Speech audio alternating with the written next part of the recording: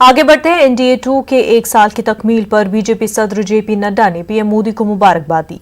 JP Nadda ने इस मौके पर एक प्रेस कॉन्फ्रेंस भी की। जेपी नड्डा ने दोहराया कि मोदी हुकूमत ने अपने दूसरी मियाद में कई अहम और बड़े फैसले किए हैं। उन्होंने कहा कि लॉकडाउन के दौरान हिंदुस्तान की सूरत हाल बेहतर है। हमारी माताएं जो 3 तलाक के कारण बहुत तकलीफ में थी, दिक्कत में थी, उनकी चिंता प्रधानमंत्री जी ने की और जो ट्रिपल तलाक था उसको जो एक कुरीति थी उसको समाप्त करने का काम प्रधानमंत्री मोदी जी ने किया है। उसी तरीके से टेररिज्म से लड़ने के लिए देश में UAPA unlawful activities prevention act के तहत टेररिस्ट को टेररिस्ट घोषित करना, उसके खिलाफ एक्शन लेना, यह काम भी प्रधानमंत्री जी ने बखूबी कानून में परिवर्तन ला करके किया।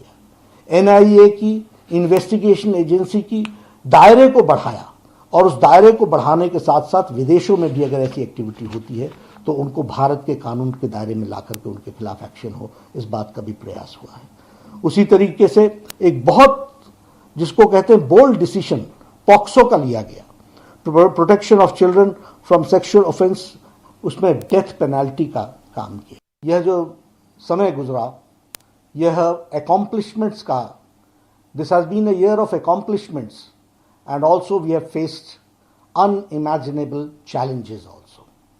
और प्रधानमंत्री जी ने बखूबी सारी चीज़ों को फ्रंट से लीड करके देश को एक दृष्टि दी और देश की सेवा में कोरोना के वायरस के साये को भी ठीक तरीके से संभालने का काम किया है। ये सब हम लोग जानते हैं। प्रधानमंत्री मोदी जी ने कोरोना की लड़ाई में जन भागीदारी, जन सहयोग, सबको साथ लेकर के चलना और उसके साथ साथ टाइमली एंड बोल्ड डिसीजंस लेना, ये मोदी जी की खासियत रही है। और इस कारण से हम ये भी देखते हैं कि जहां बड़े महाशक्तिशाली देश जो समस्याओं से घिर गए और वह भी अपने आप को कोरोना के सामने असहाय मानते हैं, वहां भारत देश ने कोरोना की लड़ाई इस प्रकार से लड़ी और इस तरीके से उस काम को संभाला। वह दूरदृष्टि थी प्रधानमंत्री जी की, जिसने समय पर लॉकडाउन किया और लॉकडाउन के कारण आज भारत की स्थिति संभली हुई परिस्थिति में हम सबको देखने को मिलती है। तो यह भी हम लोगों ने देखा है। मोदी जी के दूसरे कार्यकाल में वे प्रथम वर्ष में बहुत डिसाइसिव डिसीजंस लिए।